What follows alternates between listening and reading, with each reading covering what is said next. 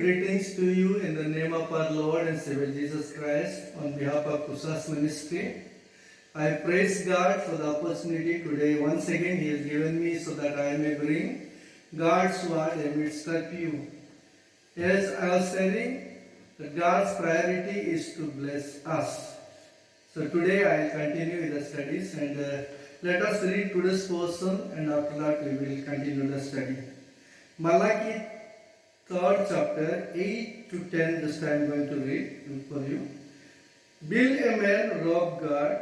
Yet you have robbed me. But you say, in what way have we robbed you? In tithes and offerings, you are cursed with a curse, for you have robbed me, even this whole nation. Bring all the tithes into the storehouse, that there may be food in my house. And try me now in this, says the Lord of hosts, if I will not open you for the windows of heaven and pour out for you such blessing that there will not be room enough to receive it. May the Lord bless in this reading. Let us bow down our head and pray for a moment. Our gracious Heavenly Father, I come to you with your feet in the name of our Lord and Savior Jesus Christ. Lord, I thank you for giving me this opportunity to bring with your words today, Lord. As we are continuing the study on God's priority to bless us, Lord, anoint me with your Holy Spirit. Give me interpretation and help everyone, those who will be participating in this, Lord, and bless every one of us to glorify your name. All the disturbances will be removed in the name of Jesus. I ask this in Jesus' name. Amen. Once again, I thank you for amidst of us so that we may meditate the Lord's word today. I praise God for the living word which the Lord has given me. Earlier, God's priority is to bless us. I started from Ephesians 3rd chapter 3 to 6. How the Lord has blessed us in the heavenly places with Christ. God has planned the blessing. God has projected, or God has presented, or God is preparing the blessing, how we have meditated from Genesis to Revelation. But in between, how the curses come upon us. How the curses come upon us, that's what we are meditating. And I was sharing previously that first, that dissatisfaction of men. First point I said that why the curses come, because of the dissatisfaction. In spite of plenty and the blessing was the Lord has bestowed upon them, the dissatisfaction of man has brought curse upon them. We have meditated on that. Again, I was saying that the disobedience of man brought the curse upon men. So today I'll start with you. I will say here that today's portion which is read, this is diverting divine dividend. Diverting divine dividend. If you read from say 7th onwards, yet from this day your father have gone astray from me, my ordinance, and have not kept them. Return to me, I will return to you, says the Lord of hosts. But you say, in what way shall we return? Will a man rob God? God starts that. So, God is asking, yes, your father went back. And I was calling you all also to come back. But you are not returning to me. Then you are asking me then, what way? That the Lord asked, will a man rob God? Yet you have robbed me, God is telling. But you say, in what way we have robbed you? In tithes and offerings. You are cursed with a curse, for you have robbed me, even this whole nation. So, what is why the curses come upon us? Because the gods divided, the diverting divine divided, what is supposed to be given to God, we have diverted in a different direction. Oh, my dear friends, it's a time for analyzing. So when we are supposed to bring to God the tithes and offering, and the water that belongs to God, what we are supposed to give to God, whether we are diverted in a different direction. We know it actually. So it's in Malachi, God is asking the people of Israel, God's people, even today, God is asking the person which are supposed to be given for God's ministry, the ministry of God, whether we have diverted in a different direction. If we have directed the divine divided into different direction, the curse will come upon us. So, my dear friends, today is the time to analyze our life and see.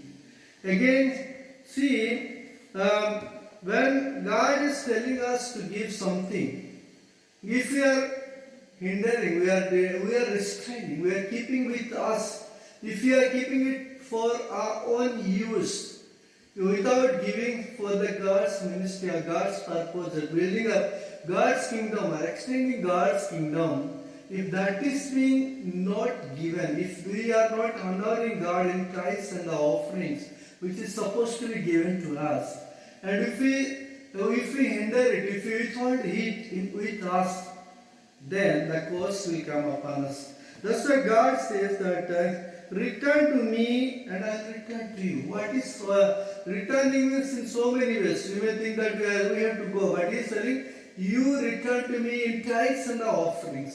You return to me what is supposed to be given to me for my purpose, to be used for my purpose. That's to separate time. During the time of Nehemiah, Nehemiah spoke to the people. Because God's work was hindered. If you read from Nehemiah, then God's work was hindered. Then why the priests and the Levites, they went for the work, to the field, they went for different work. Then he called to the people, why they have not come? Then when he challenged them, the people brought the offering to the house of God, and the people, the Levites, the priests, they came, started doing the work. So my dear friends, if the curse should not come upon us, if we don't withhold the money of God to us. So then, point, that is fourth point, that's a distracted direction. We will read from Haggai, chapter Haggai, that's 1, 3 to 7. The word of the Lord came by Haggai the prophet, saying, is it time for you yourself to dwell in your paneled house, and this temple to lie in ruins? Now therefore, thus says the Lord of hosts, consider your ways. You have sown much and bring in little. You eat but do not have enough. You drink but you have not filled with drink. You clothe yourself but no one is warm. And he who earns wages to put into a bag with holes. Thus says the Lord, consider your ways. And again we see 9, you look for much, but indeed it came to little. When you brought it home, I blew it away. Why, says the Lord of hosts, because my house that is in ruin, while every one of you runs to his own house. So here, my dear friends, first I said diverting divine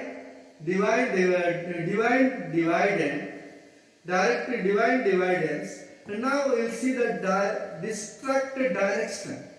Distracted direction here in Haggai, the people of Israel, Judah, they returned to Jerusalem so that they may rebuild it.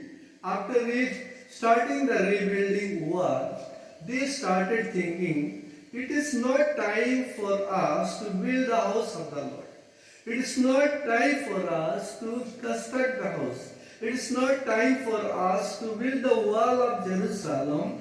And everyone started doing their work. They started running after their business. They started running after their own family. They started running after they building their own house. During that time, the Lord says, is it time for you to dwell in a paneled house and this temple to lie in ruin? When God is called for a purpose, when God has brought the Israelites for a purpose to rebuilding and the restoration of Jerusalem temple and the wall, everything, the people after they were doing the building work, they started doing that their own work. So that's why he is telling, you have sown much, but you have brought in little. You ate, but you are not you are not filled. You drink, but you are not satisfied. You put on clothes, but you are not getting warm. Because my house is in ruin, and you are running up. The why I have blew it. That means the curse has come upon you. The curse has come upon you. Why? Because everybody, they started running after their own house. My dear friends, likewise only if we come to Genesis 9, when the Lord, after destruction by the flood, He blessed them. He blessed them, and again He told them that you will multiply and fill the earth. But when we come to Genesis 11, the people started building the empire. That they started building the tower. They wanted to reach to heaven. God wanted them that they should replenish, they should be fruitful and multiply, and they should fill the earth. But they started building the tower. Then the Lord came down and He confused their language. They were scattered all over that. The curse has come upon them. Again, when we see here, when they were asked to rebuild the temple, they concentrated, they started their residence, they started their building, they running after their own house. Similarly, if we come to the Acts of Apostles, in Acts 1:8, if we read, God is the, but when you shall receive power, you shall be witness to me in Jerusalem, in Judea, and in Antioch, and uttermost part of the world. But in the course of time, they settled down in Jerusalem. When they settled down in Jerusalem, God brought a great persecution. Great persecution was brought. When the persecution came, then they were scattered all over. That means the curse came upon them. My dear friends, see when the distracted direction, when the God has given a direction, God has given a vision, God has given something to work out. If we lose that, then the curse will come upon. First I told that dissatisfaction brought the curse upon men. Second I saw that their disobedience brought the curse upon men. Then the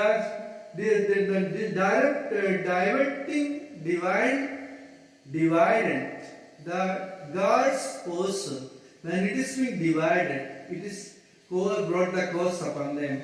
When the distracted direction, when the direction is distracted, and God has asked to build the kingdom of God. Even for us, my dear friends, today, if you see the situation today, before 4, 5 months or 6 months, we were enjoying so much. We have so much pleasure and happiness and the joy in the presence of God. We are gathering together as if this is only the place. This building only is the place and nothing else. And we have to go to the church and we come to the home. Church, home, from the house to the church, from house to the tabernacle of God, again returning home, and maybe at the end we go to the heaven. That's how we are preparing. But it so happened, God has scattered. We are not together now. Today we are not together. We are not able to gather together. We are not able to worship together because of the distracted direction. God has asked us to witness. First in Jerusalem, then in Antioch, then in Judea and Antioch and the uttermost part of the world. We had to witness the love of Christ. We have to share the gospel of Christ because it is being not done in our generation. Maybe the Lord has scattered us all over. We are restricted. We are being confined to our own houses today, my dear friends. The curse has come upon us. Again, another person I would like to do. Isaiah chapter 5, 1 to 7, when we read, we will see important things here. Isaiah chapter 5. I would like to read Isaiah chapter 5, 1 to 7 for you. Now let me sing to my well-beloved a song of my beloved regarding his vineyard. My well-beloved has a vineyard on a very fruitful hill. He dug it up and cleared it out its stone and planted with the choicest wine. He built a tower in midst and also made a winepress in it. So he expected it to bring forth good grapes, but it brought forth wild grapes. And now, O inhabitant of Jerusalem and of men of Judah, judge leads between me and my vineyard. What more could have been done to my vineyard? What I have not done in it? Why then, when I expected it to bring forth good grapes, did it bring forth wild grapes? And now, please let me tell you, what will I do to my vineyard? I will take away its heads, and it should be burnt, and break down its wall, and it shall be trampled down, and I lay it waste. It shall not be pruned or dug, but there shall come up briar and thorns. I will also command the clouds that they rain no rain on it. For the vineyard of the Lord of hosts is the house of Israel, and the men of Judah are his pleasant plant. He looked for justice, but behold oppression, for righteousness, but behold a cry for help. My dear friends, here we see that they care on fruitfulness. Why the curse is coming? Dissatisfaction. Why the curse is coming? Disobedience. Why the curse is coming? Diverting divine dividends. Why the curse is coming? The distracted direction, and again the damn care on fruitfulness because of that. We see here, God has a very good vineyard, pleasant plant. They are the house of Israel and the house of Judah. He has removed the stone, and he has prepared the ground. He has put heads and all, and even he has prepared for the wine to be production side. Everything, but when he expected good grapes, they produced the wild grapes. That's why he's telling, oh, Jerusalem, judge between my vineyard and me. What I would have been supposed to be done, what I had not done. Everything was done properly. Then when I expected good grapes, why they produced the wild grapes? Wild grapes, now what I will do, I will take away all the heads. I will take away all, I will break down the wall, trample down, it will waste, it will not be prone. And briars and thorns will come upon. No rains will come. And this is the thing the Lord is telling. The God's priority is to bless us, my dear friends. But when we damn care, we don't care to bring forth fruits, then the curse will come upon us. Likewise, the curse came upon the house of Judah and the house of Israel, my dear friends. Again, if you go to Matthew 21, 33 to 43, that we see here, God, there was a vineyard. It's given the illustration. God is telling, Jesus is telling about a vineyard. He has said there was a certain householder who is planted a vineyard. Is a similar case. Similarly, and when he gave lease to somebody else, and he started sending his servant one after another and he more respected servant also he sent. Lastly, he sent his only one son, but they killed him. They spitefully used, they mocked, they beaten him.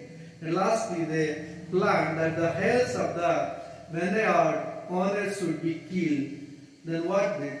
The owner became. And he disposed them and he gave to another one who will give fruits. My dear friends, the Old Testament example and the New Testament example which Jesus gave, when there is no fruitfulness, if you are damn care about the fruitfulness, God will reject and the curse will come upon us. Again, Jesus Christ, while going to Jerusalem, he went to a fig tree expecting it was leafy. It was full of greenness, but when he went, he was hungry. He wanted to get fruit from that. But when Jesus reached there was no fruit. That's why Jesus caused it. Let no fruit be where in you. And when the disciples were decided next day morning, they saw that it was completely dried up. When people of God are damn care about fruitfulness in their life, in their Christian life, for the purpose which the Lord has chosen, for which the Lord has collected from the dust of this world, He has chosen us. We are chosen our generation, we are royal priesthood, a holy nation, so that we will exhibit the character of God, we will be fruitful. If we are not fruitful, the curse will come upon us. Again, another incident, Jesus told in Matthew 25, 14 to 30, He gave talents to there was a man who gave a talent. A man traveling to a far country called his servants and give 1, 2, and 5 talents. The person who got 5 talents, he brought 5. The person who got 2, he got 2. But the person who got 1, he just went and hid it. There was no fruitful. There was no profit actually. So my dear friends, when there is a damn, when he hide it, so there was no productivity. When the servant returned, he took everybody's account of 3 persons, but the last one, he told that he cast him into the outer darkness where there will be gnashing of teeth and weeping is direction. So the blessing became a curse when we are damn care about this thing. My dear friends, we see it here how God's priority is to bless us. We have meditated from Genesis to Revelation, how God has projected, how God has prepared, but how God has been preparing so that the men to bless men. Still now is working, but in between Hawaii, the curse has come upon us. We have meditated here. The curse has come upon us because of the dissatisfaction of men. The curse has come upon us because of the disobedience. The curse has come upon because diverting the divine dividend, the person of God. The curse has come upon us because distracted direction, and the curse has come upon because of the damn care of fruitfulness. Because of the fruitfulness, my dear friends, this is the distraction. These are the distractions because of which, these are the hindrances because of which the curse has come upon the human being. Last point which I said, even we are in the fruitful place actually. We are in the pleasant land. We are in the pleasant land because of the fruitlessness. Because of the damn care of a fruitlessness, God has disposed of us from our own place, my dear friends. Meditating on God's priority to bless us. And third session we have already finished. This is the 4th session we are meditating. God has prepared, God has projected, God is working out so that He may bless us. But why the curse has come upon us? First of all, we have sinned. So because of the dissatisfaction of man, the curse has come upon man. Secondly, because of the disobedience of man, the curse has come upon us. And thirdly, we have seen the divine dividends has, because the curse has come upon us. And fourth, we have seen distracted direction. God has called for a purpose, but we have been diverted in some other way. That's why the curse has come upon us. We have left the work of the Lord and we have been engaged in some other things, in our own business, own field and all. Because of that, the curse has come upon us. And fifthly, we have meditated the then care on fruitfulness. God's purpose is planting us. God's purpose for calling us. God's purpose for separating us. God's purpose for bringing us a beautiful place like a church or the temple, any other place, wherever God has placed us, so that we may be fruitful wherever we are. God knows where we are supposed to be. God has kept us, but we were not fruitful. That's why the curse has come upon us and the today's situation in our life. It is nothing less than a great curse has come upon us. Because of that only, we have been scattered. We have been facing lot of things in our life, my dear friends. So, we have seen the curse why the Lord has given upon us. We will be meditating the next, that how the blessing will come upon us. May the Lord help us so that the curse will be removed from us and we may reach the purpose for God's priority to bless us. That blessing we may inherit in our life. May the Lord bless in this message and give us grace to introspect and analyze our life, search our life, where we have felt, why the curses come upon me. Personally, I need to see in our life, in my life, why the curses come upon. Why the blessing is not come upon me. In the light of this, there may be so many things, but the light of the 5 hindrances, the 5 cores, why the Lord has brought upon us, let us meditate and may the Lord give us grace and strength through His Holy Spirit to analyze our life. Let us bow down our heads and pray for a moment. Our gracious Heavenly Father, we thank you, Lord, for enlightening that your priority is to bless us. Paul has enlightened us, Lord. You have presented, you are projected, you are preparing, you are working out to bless us, Lord. And you have placed us in heavenly places with Christ.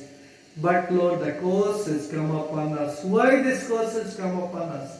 Give me grace, Lord, so that I may be satisfied with wherever you have kept me. Give me grace, Lord, so that I may be obedient to you.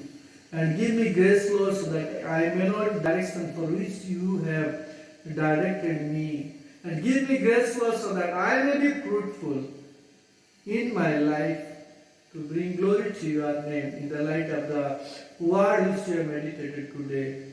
Lord, bless everyone, those who are listening this message, Lord, and those who will be listening in the future. I ask this in Jesus' name. Amen. God bless you. Amen. I bring greetings to you in the name of our Lord.